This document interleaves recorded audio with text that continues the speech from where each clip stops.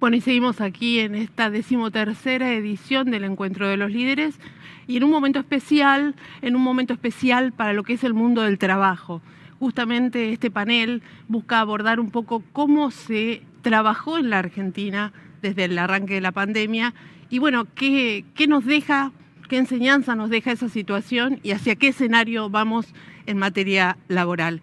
Justamente para tratar estos temas, para conversar de estos temas, es que van a participar los dos vía Zoom, así que no tengo la suerte de tenerlos sentados acompañándome aquí en este panel, pero sí conversando y mucho y de temas muy importantes a Daniel Funes de Rioja, que es titular del estudio Funes de Rioja y Asociados y además referente, titular de la COPAL y referente también de la conducción de la Unión Industrial Argentina, y Julián de Diego, que es titular del estudio de Diego y Asociados y además un importante catedrático del derecho laboral.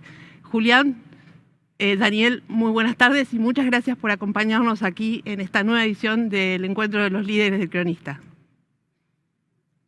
Bueno, un gusto estar acá con Julián y contigo. Igualmente, es un placer estar con ustedes. Muchísimas gracias. Daniel, para dar un poquito un arranque, una introducción a esta charla, me gustaría consultarte acerca de qué elementos centrales has notado que han variado, que se han modificado en lo que es el escenario del mundo laboral a partir de la irrupción de la pandemia, ¿no? En el mundo, pero también en la Argentina. Bueno, a ver, en realidad nosotros replicamos muchas cosas de las que en el mundo pasaron. A mí me toca liderar la industria de alimentos y bebidas y como fue calificada como esencial, tuvimos todo el proceso de arranque en el mes de marzo, adecuando, tratando de armonizar con el gobierno las medidas de emergencia. En las medidas de emergencia, claro, apareció el tema de la prohibición de actividades, la inhibición de actividades productivas, dentro del marco del ASPO, del aislamiento social preventivo y obligatorio, y la habilitación de aquellos, todo lo que es sanidad, farma y obviamente alimentos, para garantizar el aprovisionamiento, el abastecimiento de la población. Esto obligó, en primer lugar, a poner en marcha mecanismos de protocolos de prevención y protocolos de transporte, porque sin esos elementos no nos habilitaban la actividad. En segundo lugar, que el gobierno decidió calificar como excluidos de la obligación de prestar servicios, algunos con trabajo a distancia y otros directamente sin ello, a lo que se conoció luego como grupos críticos, es decir, los grupos críticos eran por razones de edad, mayores a 60 años, los enfermos con alguna dolencia que pudiera implicar un riesgo mayor con la posibilidad de contagio, y después aquellos referidos al cuidado de personas.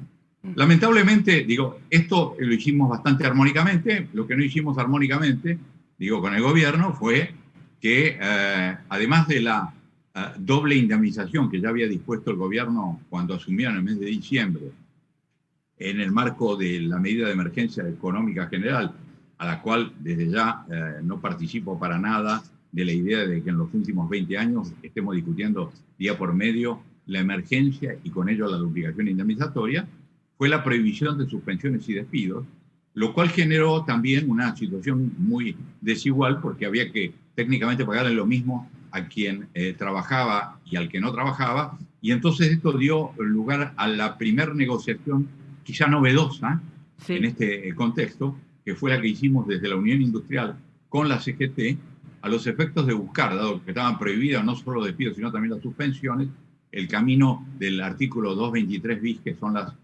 suspensiones acordadas, y cuando se acuerdan en ese carácter, y esto se usa mucho, en particular en la industria, por lo menos puedo decirlo, se establece una compensación, una asignación no remunerativa, que no es salario, porque en realidad no hay salario, porque no hay contraprestación. Bueno, esta fue la primera medida que se adoptó.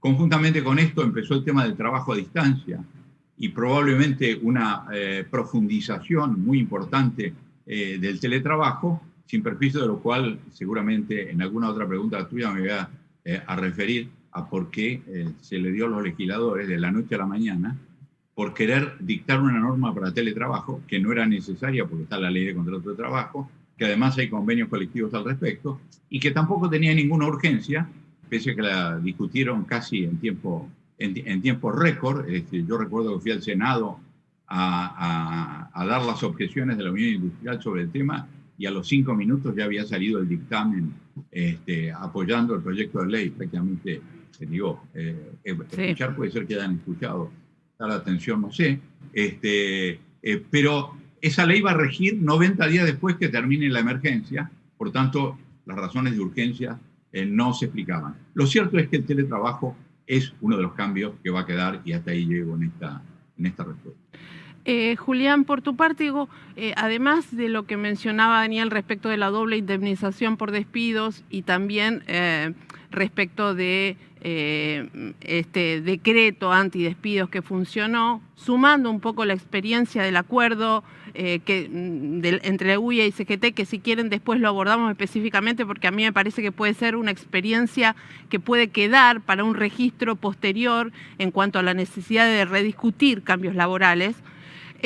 Básicamente me interesaba consultarte qué análisis vos hacías de esos cambios en general instrumentados durante la pandemia y el funcionamiento de algunas medidas de asistencia en particular que puso en marcha el gobierno. Vos has escrito mucho de este tema respecto, por ejemplo, del pago de una parte de los salarios, respecto, por ejemplo, del IFE. ¿Qué balance haces de cómo funcionaron estas herramientas para también contener la situación de destrucción de puestos de trabajo en un momento absolutamente irregular? Mira, me parece muy buena la pregunta. Me parece muy importante tener en cuenta que el episodio que mencionó Daniel del acuerdo de la UIA y la CGT es un acuerdo histórico que puede ser un escalón inicial de un futuro pacto social, de un diálogo que se estableció en forma tripartita, que logró un acuerdo muy razonable y que generó además paz social. Es decir, al haber resuelto en forma tripartita en la cúpula un tema que era objeto de discusión, como eran las proporciones que había que pagar de la suma no remunerativa, en realidad se abrió el camino para que el artículo 223 bis se pudiera implementar con bastante dinámica y que sirviera a las empresas para reducir el costo laboral, porque muchísimas empresas estaban totalmente paralizadas, sin facturar, y tenían que pagar los salarios de las personas protegidas. Exacto. Y tenían que pagar el subsidio no remunerativo del 223 bis sin tener ingresos. Así que este es un hito importantísimo y me parece bien volver sobre él para ver si en el futuro el pacto social puede ser una iniciativa que ayude a salir de estas 3 etapas que me gustaría sintetizar. La primera es la etapa de la pandemia, aunque hayamos salido del ASPO y hayamos entrado al DISPO, en realidad todavía no salimos de la pandemia. Exacto. Y no creo que salgamos hasta tanto no tengamos la vacuna y la vacuna tenga una difusión suficientemente importante como para empezar a luchar contra la pandemia, con lo cual, sin ánimo de generar expectativas demasiado negativas, el año 2021 va a estar signado por 2 etapas. Una etapa que es la de transición hacia la vuelta a una normalidad, y una tercera etapa que es la de la reconstrucción, porque en realidad, ¿qué daño dejó la pandemia? Y bueno, dejó daños extraordinarios. La pérdida de puestos de trabajo, el cierre de empresas pequeñas, medianas y grandes, la salida de algún inversor extranjero de la Argentina, etcétera, etcétera. Entonces, te interrumpo. Tenemos que encarar... Julián, ¿cómo? ¿Y para cuándo ves esta última etapa? Digo, ¿en qué momento lo prevés que podría llegar a darse esta etapa de reconstrucción que va a implicar muchísimas modificaciones para el mundo laboral? Bueno, no hay fechas fijas. ¿Por qué? Porque ya hay algunas actividades que están en la etapa de reconstrucción. Ajá. Nosotros, por ejemplo, que tenemos una cartera muy importante de clientes en el ámbito de la industria de la construcción, hoy se visualiza una reactivación muy importante de la industria de la construcción, no toda la que se esperaba, pero hay actividades que han mantenido, como lo decía muy bien Daniel, su actividad por ser trabajos esenciales, pero con un altísimo costo. Entonces, ninguna de las actividades que se está reconstruyendo todavía ha encontrado un nivel de equilibrio. Las que son trabajos esenciales han tenido que pagar la dotación de gente que estaba protegida, los grupos que estaban con contagios, la gente que estaba en observación por rodear al grupo de contagio. En realidad, la etapa intermedia debería comenzar con la vacunación, pero ya hay actividades que evidencian signos de reactivación y van entrando ya en esa etapa de reconstrucción. Y la tercera etapa yo la veo recién en el segundo cuatrimestre del año que viene, cuando ya empiece todo el proceso de vacunación y empecemos a ver retroceder, Dios mediante, la plaga. Y ahí tenemos que tener en cuenta que hay 3 factores que hay que tener a la vista. El primero, ya lo mencionó Daniel, que es la introducción del teletrabajo, que vino para quedarse y que ya ha hecho tomar una cantidad muy importante de decisiones a las empresas, desalquilando edificios, generando nuevo layout en la asignación de espacios, etcétera, porque se calcula que en porcentajes muy gruesos, que por lo menos un 50% de las actividades que se pueden hacer a distancia van a adquirir la modalidad de teletrabajo o de home office, y el resto, el otro 50%, gradualmente se va a ir desplazando hacia el home office, excepción hecha de aquellas actividades que es imposible hacerlo, como puede ser la actividad fabril que requiere la presencia del trabajador. Entonces, el primer hito es el tecnológico. El segundo hito es el tema de la ayuda en la reconstrucción económica. Sobre todo en las pequeñas y medianas empresas, sin el auxilio del Estado, que en este momento está dejando el ATP, el famoso pago del salario, de una parte del salario, lo está retaseando y está diciendo que lo va a cancelar. Bueno, es un muy mal momento para abandonar este recurso. ¿Por qué? Porque la etapa de la reconstrucción todavía no ha comenzado y las empresas todavía siguen en rojo con graves problemas de supervivencia. Entonces, debería haber un paquete de medidas que continúen con ese proceso, no por noviembre y diciembre, no por octubre y noviembre, sino por lo menos por el primer semestre del año que viene. Y después, por último, y para sintetizar, es muy importante ver el paquete de medidas que tienen que ver con salir del cepo laboral que nos introdujo el gobierno a través de la pandemia. Es decir, tenemos que salir de la doble indemnización, tenemos que salir de la prohibición de los despidos y las suspensiones por falta de disminución de trabajo y por fuerza mayor. No lo vamos a poder hacer en forma instantánea, va a haber que hacer un proceso gradual, pero ese proceso gradual tiene que comenzar en breve, porque las empresas con este cepo tienen una cantidad de costos laborales hundidos que no pueden soportar. Y esa falta de posibilidad de soportar ese costo puede tener que ver mucho con la supervivencia y con la continuidad de una explotación o con el cierre de una fuente de trabajo. Y Daniel, a partir de estos elementos que ambos describían, ¿no?, de este escenario, ¿qué marco se abre para una posibilidad cierta de empezar a discutir aspectos de la legislación laboral argentina más claves o que vayan un poco más allá de la ley de teletrabajo, o incluso rediscutir la ley de teletrabajo, ya que está votada hoy ni siquiera está en vigencia? Bueno, yo diría que lo primero que tenemos que tener en cuenta es en qué estado queda el aparato productivo, porque tiene más del 13% de desempleo abierto, tenemos una informalidad que ha crecido a niveles del 50%. Si vemos los distintos rubros en los cuales ha caído el empleo, vemos que el empleo industrial, el empleo en general cayó casi el 3%, pero los cuentapropismo, etcétera, los monotributistas no, por lo menos no aparecen evidentemente. Y lo único que creció es el empleo público. Y entonces creció el empleo público, creció la informalidad. no crece el sector privado, es decir, el sector privado socialmente protegido, y a partir de ello lo que uno dice es no está creciendo la economía formal. Y entonces apunto a ello.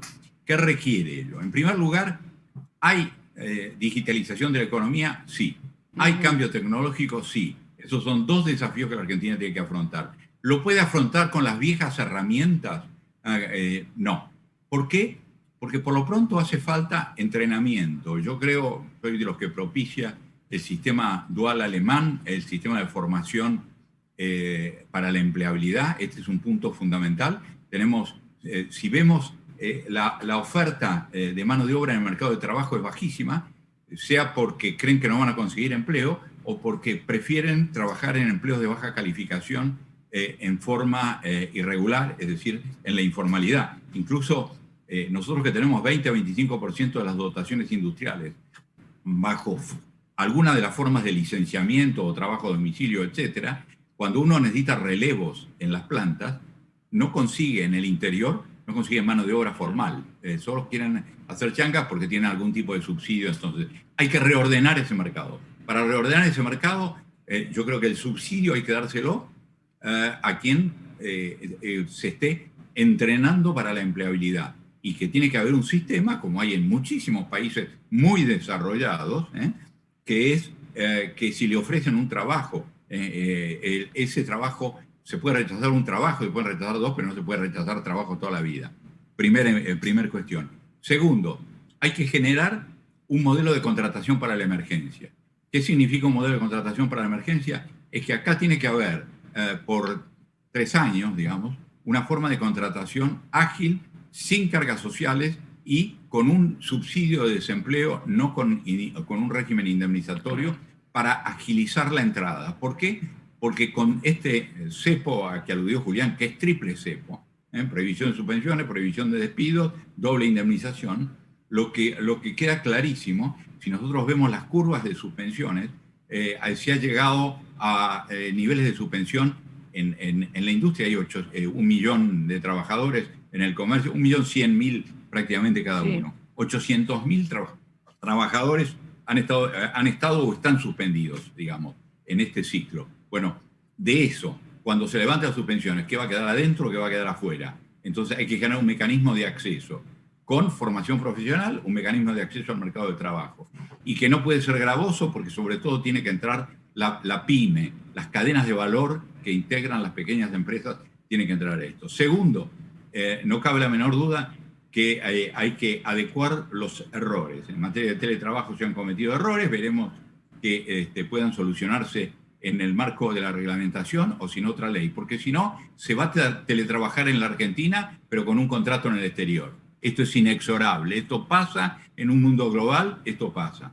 En tercer lugar, negociación colectiva. El presidente anunció que no iba a haber reformas laborales, sino a través de la negociación colectiva. Pero resulta ser que nos encontramos en el Congreso que la ley de teletrabajo, después hay una para ampliar los plazos de prescripción, hay otra ahora para licencias parentales, como si fuéramos Finlandia o Noruega, que tenemos tasa de natalidad negativa. Digamos, cuidado, que hagamos esto por el camino de una discusión tripartita, sea en el marco de un acuerdo económico-social, sea en el marco de una negociación laboral más amplia, pero que sea seria, que sea sistémica. Y por último, lo que quiero decir es que los que están en edad crítica, y si siguen en edad crítica, y quedan prejubilables o jubilables, hay países que han buscado el camino de la prejubilación. Estoy hablando de los mayores de 60 o 65 años, que hace un año ya que van a cumplir sin trabajar, y entonces es muy difícil volver, y eso también es una forma de generar oportunidades para los jóvenes. Estos son los caminos, por lo pronto, esenciales, además de los temas multas y etcétera, que hay que resolver en la legislación laboral argentina. O sea que de alguna manera lo ven... Sí, Julián, seguí. No, te quería decir que en el tema de buscar algún mecanismo de jubilables y prejubilables después de cierta edad, estamos excluidos, tanto Daniel Funes como yo, de ese proceso, porque estamos plenamente operativos. Pero lo que quería significar, y complementando lo que dijo el doctor Funes de Rioja, es que Es el momento de enfrentar nuevos modelos para afrontar lo que viene en la Argentina, que es un proceso de reconstrucción que es el propio de una guerra, donde el enemigo ha sido invisible, donde hasta ahora la batalla la venía ganando el enemigo, y ahora el enemigo va a empezar a retroceder gracias a las nuevas herramientas que se están creando en el mundo de la medicina. En ese proceso de reconstrucción, según la OIT, ya se perdieron 1.500 millones de puestos de trabajo en el mundo, o sea, ya el proceso de daño ya se efectuó, entonces hay que reconstruir. Necesitamos un régimen laboral que permita volver a canalizar los puestos de trabajo con un bajo costo, sobre todo en las pequeñas empresas, y que, respetando los derechos de los trabajadores, pero que no tenga toda la cobertura y todos los pesos y contrapesos que están fijados en la legislación. Fíjense ustedes, por ejemplo, que en materia de teletrabajo se pensó en una ley llena de objeciones, cuando hoy el teletrabajo es el mecanismo de creación de puestos de trabajo genuinos más importante que hay en el planeta. Y además, como se dijo recién, es un proceso extraterritorial. Nosotros llegamos a tener normas de teletrabajo impeditivas dentro del territorio argentino, vamos a tener teletrabajadores en Chile, en Paraguay, en Uruguay, en Perú, en Bolivia, en Colombia, porque hoy los mecanismos telemáticos permiten la comunicación hasta cualquier país. Y por lo tanto, quien no tenga reglas que tengan carácter permanente y que entiendan que hay que atender un estado de emergencia originado en las consecuencias nefastas que ya ha producido la pandemia, no entiende cómo es la realidad y entonces se va a enfrentar con una pared que no le va a permitir salir de la crisis. Espero que las autoridades, por lo menos que tienen mucho en esto que resolver, puedan ver y no enfrentarse con esa pared. Julián de Diego, Daniel Funes de Rioja, muchísimas gracias por su participación en este panel acerca de la realidad laboral en la Argentina en pandemia, aquí en el Encuentro de los Líderes. Muchísimas gracias. Y ahora seguimos aquí con la continuidad de esta nueva edición. Y bueno, vamos ahora a ver el panel acerca de la visión empresaria, bueno, que va a estar a cargo de mi compañera en el diario El Cronista y subeditora de la sección Negocios, Florencia Lendoiro. Gracias.